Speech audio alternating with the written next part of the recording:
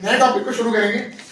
Windows L press करके जरा other user पे जाके सर्च इंजन के ऊपर इंशाल्लाह आज हम अपनी बात को शुरू करते हैं। पहले तो ये समझ लेते हैं कि सर्च इंजन है क्या। सर्च इंजन आपके पास जो मोस्ट कॉमन है वो गूगल है, और याद रखिएगा कि आपकी पूरी दुनिया की अराउंड 96 से 98% जो सर्चेज हैं वो पूरी दुनिया की गूगल पे होती है। Every second every minute Google के ऊपर अराउंड कोई 1.6 से लेकर 1.8 बिलियन तक की सर्चेस हो रही है। पूरी दुनिया की बात यहाँ पर हो रही है। सर्च इंजन क्या है भाई? It is a software system, यानी कुछ कोडिंग हुई है वेबसाइट पे, कोई ना कोई लॉजिक लिखी हुई है, या इन अदर वर्ड्स अगर मैं कहूँ कोई ना कोई ऐसा एल्गोरिथम लिखा हुआ है जो इसकी पूरी फंक्शनलिटी को इंप्लीमेंट करवा रहा है। Execute query. अच्छा, क्वेरी कहते हैं किसी भी सवाल को। फॉर एग्जाम्पल आप गूगल में जाते हैं तो आप कभी कभी पूरा का पूरा क्वेश्चन टाइप करते हैं, जैसे for example how to do this, why this happens, या व्हाट इज दिस, फलाना फलाना, या कभी कभी इवन आप कुछ कीवर्ड लिख देते हैं। फॉर एग्जाम्पल अगर मुझे कपड़े देखने में जाके डायरेक्टली कीवर्ड लिखूंगा क्लोथ्स, उससे रिलेटेड जितनी भी वेबसाइट्स होंगी वो मेरे पास ऊपर आ जाएंगी। अब सवाल ही पता होता है यार, कोई भी स्पेसिफिक वेबसाइट अगर टॉप पर आ रही है, ऊपर आ रही है जी। अच्छा, क्वेरीज क्या चीज है? फिलहाल हमारे पास कीवर्ड। अच्छा, अब कीवर्ड बहुत सारे हो सकते हैं। अब ये सवाल ही पैदा होता है कि यार कोई भी स्पेसिफिक वेबसाइट अगर मेरे पास टॉप पर आ रही है तो उसका क्राइटेरिया क्या होगा, वो उसकी ऐसी क्या वजह होगी, ऐसी क्या क्वालिटी होगी, ठीक है, कि वो टॉप पर आ रही है। अब ये सारा का सारा काम दो तरीकों से होता है। एक को हम कहते हैं SEM, एक को हम कहते हैं SEO। दोनों समझाता हूँ वन बाय वन। SEM का मतलब होता है सर्च इंजन मार्केटिंग। क्या होता है भाई? Search engine marketing. आपने काफी दफा देखा होगा जब आप कोई भी वेबसाइट सर्च करते हैं तो जो वेबसाइट टॉप पे आती है उसके ऊपर लिखा होता है स्पॉन्सर्ड, उसके ऊपर लिखा होता है ad. Search engine marketing involve paid campaigns. जब आप अपनी वेबसाइट के रैंकिंग को बेहतर करने के लिए पैसा खर्च करते हैं, ठीक है। फॉर एग्जाम्पल आपने गूगल से कुछ एक पैसा उसको दिया और आपने कहा मेरी वेबसाइट जो सबसे आपने टॉप पे देखा, ठीक है, तो इसकी प्रायोरिटी SEO से थोड़ी सी ज्यादा है, क्योंकि डायरेक्टली आपके सर्च इंजन को आप पैसा पे करते हैं। अच्छा, डोमेन के हिसाब से, हाँ, उसके ऊपर भी आते हैं, हमें हर चीज कवर करना है। बोलो किसके ऊपर बता। अच्छा, अब बिना पेमेंट के हमारे पास स्ट्रेटजीज क्या है SEO तो इस कोर्स के अंदर इंशाल्लाह सर हम अपनी वेबसाइट पे जब मतलब रैंक करवाते हैं, उस पे मतलब कि गूगल पे रखते हैं, उसके लिए हमें डोमेन और हॉस्टिंग खरीदनी पड़ती है। बिल्कुल ऑब्वियसली गूगल के ऊपर कोई भी वेबसाइट, देखो बात करना होगी, गूगल के ऊपर कोई भी वेबसाइट तब तक रजिस्टर नहीं होगी जब तक आपके पास कोई डोमेन ना हो। डोमेन होगी तो उसी डोमेन को गूगल अपने पास इंडेक्स करेगा, उसी को अपने पास रजिस्टर करेगा। सही है। Keywords appear as one begins typing। अब गूगल का एक और फीचर भी है, ये गूगल पे नहीं, सारे सर्च इंजन में होता है। माइक्रोसॉफ्ट का बिंग है, गूगल तो हम सब जानते हैं, याहू भी एक सर्च इंजन है। याहू की फुल फॉर्म भी है, किसी को पता हो तो पता है? किसी को याद था भूल गए, मुझे फुल फॉर्म नहीं हो नहीं। याहू की फुल फॉर्म है, निकाल सर को भी नहीं पता, दिखाना जरूरी होता है। पढ़ लो भाई। Yet another सर याहू ही सही है, ठीक है, याहू ही सही है। आप तो याहू कर रहे होते हैं, लेकिन ओके, हाँ, किसकी? Global oriented language of, globally oriented क्या उस तरह कुछ है, ग्लोबल ओरिएंटेड ऐसा कुछ है, इसका भूल रहा हूँ उसको। सर इसके सर्च इंजन के टूल वगैरह भी तो बनते हैं किसके? हाँ, बनते हैं। हम वन बाय वन जितना इसको डिस्कस कर सकेंगे वो करेंगे, बाकी जितना फिर एक्सप्लोरेशन के रह जाएगा, अगर आप पढ़ना चाहो तो आप वो कर सकते हो। ये हमारा थोड़ा लिमिटेड सा कोर्स होता है, 3-4 सेशन में इसको निपटाना। खैर, अब आपके पास दूसरी आती है search results appear in search engine result pages, यानी SERP। अब ये SERP क्या है वो समझने, देखिए आपके सामने दो पिक्चर्स बनी हुई है स्क्रीन पर, अगर आप लोग देख सको। पहली पिक्चर के अंदर क्या दिखाया है? गूगल का जो सर्च बार होता है, जहाँ पर आप कोई भी चीज को सर्च करते हैं, वो पिक्चर है जहां पर आप अपने कीवर्ड्स, अपनी क्वेरीज को टाइप इन करते हैं। जब आप टाइप करते हैं तो आपके पास मल्टीपल सजेशन आ रही होती है। आप अगर चाहें तो आप उस सजेशन से भी कुछ सेलेक्ट कर सकते हैं और अपना पूरा कीवर्ड लिख के भी आप सर्च कर सकते हैं। अच्छा, अब उसके नीचे दो बटन होते हैं, एक होता है गूगल सर्च और दूसरा अगर किसी ने फोकस किया तो लिखा होता है आई एम फीलिंग लकी। देखा? नहीं सर, चलो अभी दिखाए थे अभी आप लोगों को। फीलिंग लकी तो कभी आई नहीं है गूगल वो सर। यूज करते हो, पढ़ो ये ना गूगल सर्च बराबर में लिखा होता है आई एम फीलिंग लकी। अब होता क्या है, अब ये समझिए, सबसे पढ़ने का अगर आप गूगल सर्च करेंगे तो आपको पूरा एक रिजल्ट पेज मिलेगा। उस पेज के ऊपर मल्टीपल लिंक्स होते हैं। लिंक्स किसी से होते हैं, फॉर एग्जांपल आपने सर्च किया क्लोथ्स, अब कपड़ों से रिलेटेड जितनी भी वेबसाइट्स होंगी वो तमाम आपको उस पेज के ऊपर शो हो जाएंगी।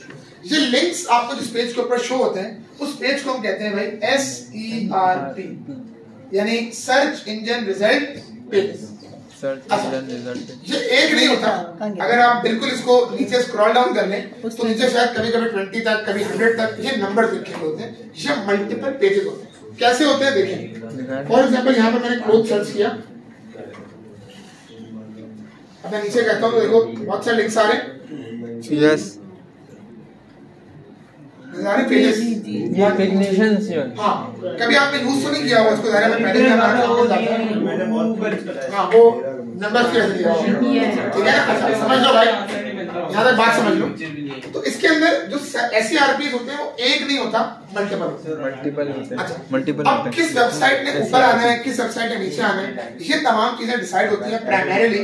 नंबर 1 चीज है आपका, जी बोले ओके तो मेरे को क्लास में काम है। अभी कोई काम नहीं भी पढ़ लें। अच्छा अब कौन सी वेबसाइट ने कहां पर जाना है, पहली चीज प्राइमरीली क्या चीज है आपका कंटेंट। अच्छा याद रहे, मैं इसकी बात नहीं कर रहा, मैं एसईओ की बात कर रहा हूं। पहली चीज है आपका कंटेंट। अब कंटेंट पहली चीज तो ये कि जो वेबसाइट आपने बनाई है उसके मुताबिक उससे रेलेवेंट कंटेंट हो। ये ना हो वेबसाइट आप मैनेज कर रहे हैं कपड़ों की, कंटेंट डाल के बैठे लिखोगे, सही है। अब इससे क्या होगा, एक यूआई यूएक्स का फैक्टर भी वायलेट होगा कि यूजर तो ये सोच के आ रहे कपड़े मिलेंगे, खोलते ही अंदर घुस जाएगा, ठीक है। इससे भी आपकी रैंकिंग के ऊपर काफी ज्यादा जो फर्क पड़ सकता है। सेकेंडली आगे की चीज से बात करता हूँ,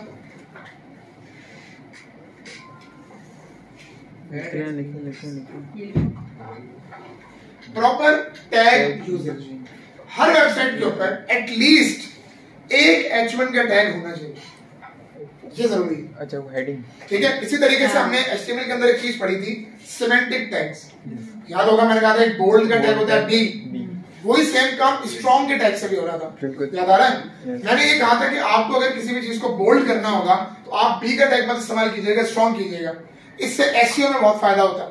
होता है क्या है, सिमेंटिक टैग्स आपका जो गूगल का या किसी भी सर्च इंजन का एल्गोरिथम होता है वो उसको डायरेक्टली डिटेक्ट करके अगर वो समझ जाता है कि अगर बंदा इसके ऊपर एम्फसाइज करना चाह रहा है, जो मेन कंटेंट हो सकता है, अगर इसको यूजर ने या डेवलपर ने हाईलाइट किया, इसका मतलब है वो इस चीज को ज्यादा प्रोमिनेंट करके अपने यूजर्स को दिखाना चाह रहा है, अपने कस्टमर्स को दिखाना चाह रहा है, तो वो उसकी रैंकिंग फिर उसी हिसाब से करना है, ठीक है।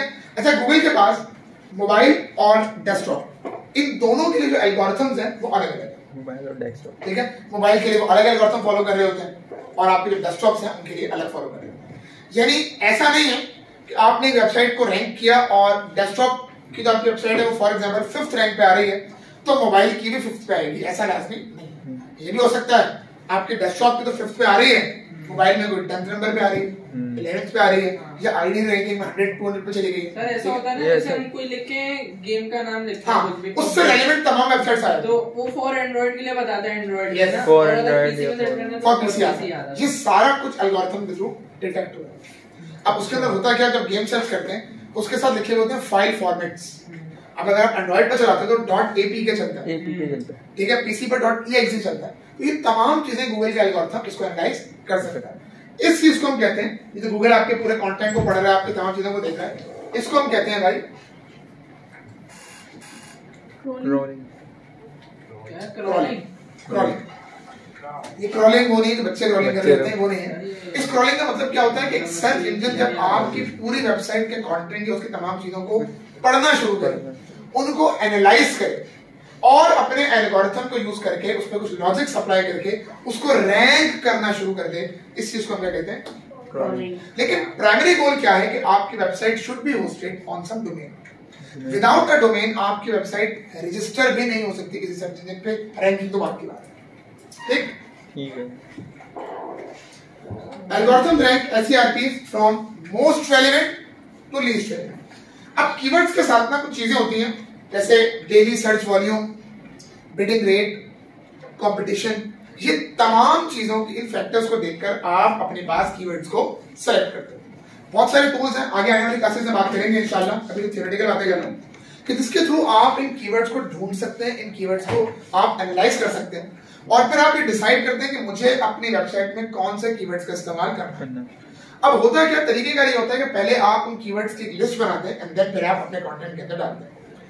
अब लोग ये समझते हैं यार, फॉर एग्जांपल सर ने पढ़ा दिया अभी कीवर्ड डालने हैं, अब पैराग्राफ वगैरह सब गए बाढ़ में, पी का टैग लगाओ, कीवर्ड डालो, इससे आपकी वेबसाइट रैंक नहीं होती। रैंकिंग कहां पर होती है कि आप अपने कंटेंट, अपने लिखे जाने वाले पैराग्राफ्स के अंदर उन कीवर्ड्स को इतना एफिशिएंटली आप फिट इन करें कि वो ये लगे कि जबरदस्ती कंटेंट की स्टफिंग की गई, कंटेंट को जबरदस्ती भर दिया गया। यूं लगे कि आप अपना एक पैराग्राफ अपनी फॉर एग्जांपल हिस्ट्री के बारे में, अपनी टीम के बारे में लिखना चाह रहे थे, उससे बीच में आप उन कीवर्ड्स को भी इस्तेमाल करें। यही चीज सारी की सारी आपकी मेन चीज है एसईओ के। ये इसलिए मैंने कहा नंबर 1 पे मैंने किस चीज को रखा था, कंटेंट, क्योंकि सारा जो डिसाइडिंग फैक्टर है ना, मेजर फैक्टर, वो आपका कंटेंट। आगे आइए, क्या चीज मैं क्या कह सकता हूं। अच्छा, 4th पॉइंट पे लिखा हुआ है, 3rd पे sorry, most relevant pages are displayed on top. अब रैंकिंग कैसे होगी, पहले आपकी एसईएम की होगी, एड्स, स्पॉन्सर्ड, उसके बाद फिर आकर आपका सर्च इंजन। क्लियर होगी बात? यहाँ पर ads are paid search results, यानी जो पैसे देते हैं कि मेरी वेबसाइट को टॉप पर। अब इसके अंदर जो कहानी होती है, तुम लोगों ने वर्ड सुना होगा, ऑक्शन, नीलामी। Yes yes. अब उसमें होता क्या है, जो ज्यादा पैसे देगा चीज उसकी हो जाएगी, स्लॉट के लिए बिडिंग, जो ज्यादा पेमेंट ऑफर करेगा उसकी वेबसाइट ऊपर जाएगी। एसईओ के अंदर बिडिंग नहीं है, एसईओ के अंदर जो जितना एफिशिएंटली अपनी वेबसाइट को मैनेज करेगा, जितना एफिशिएंटली अपने कंटेंट को सेट करेगा, उसकी वेबसाइट उतनी ज्यादा टॉप पे टॉप।